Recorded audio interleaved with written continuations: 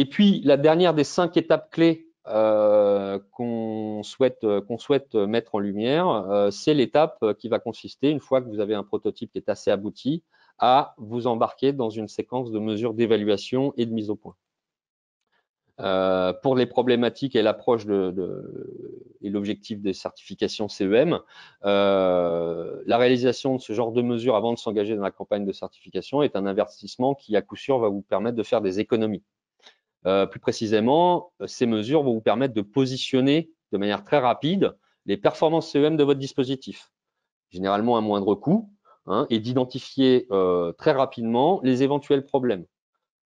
Ce qui va vous permettre éventuellement, peu importe si vous avez des problèmes ou pas, soit de finaliser ou d'optimiser votre conception avant les phases d'industrialisation et de production.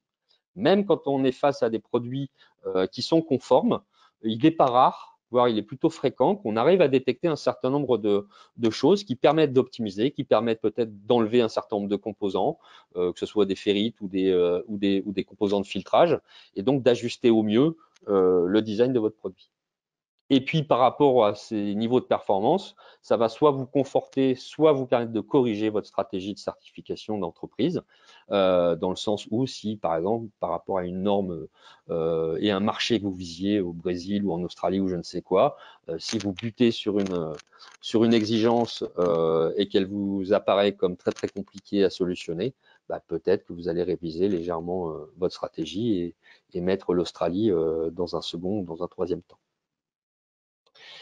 Pour ce qui est des objectifs de certification radio, et de la même manière que pour le plan de test, cette étape nous apparaît encore plus critique. Car en plus des éléments listés précédemment, elles vont également vous permettre de valider et de corriger, les logiciels de test nécessaires à la campagne de certification. Et de la même manière, quand on travaille sur ces sujets-là, on s'est aussi aperçu par l'expérience que ça permettait aux équipes de développement logiciel de prendre pas mal de recul sur ce qu'ils avaient fait pour mettre au point leur prototype en termes d'applicatifs, là on parle, et souvent les échanges qu'on a autour des logiciels de test spécifiques leur permettent de prendre un peu de recul et de modifier ou d'optimiser légèrement leurs logiciels embarqués. Et on y reviendra plus en longueur tout à l'heure. Le dernier point, c'est que ça va vous permettre d'affiner justement ce compromis, toujours pareil, performance et versus respect des exigences. Ce qu'on doit retenir de cette étape-là, c'est que pour des dispositifs radio, cette étape-là va concerner autant des objectifs de certification que de performance. En revanche, pour la CEM comme pour la radio, les mesures d'évaluation au plus tôt vont vous permettre très probablement des modifications de design qui ne seront absolument pas admissibles au moment de la certif. Très tôt dans le prototypage, si on doit revoir le routage, ça va nous embêter un peu, mais on va pouvoir le faire.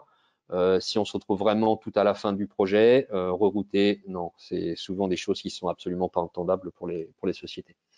Et donc, il faut qu'on trouve des subterfuges et c'est pas souvent très très simple. Globalement, cette étape-là, c'est vraiment une espèce de répétition générale qui pourra vous éviter pas mal de désagréments. Et je dirais que si Nexio, si vous aviez qu'une seule étape à considérer, de notre point de vue, c'est vraiment celle-ci qui devrait l'être. Voilà.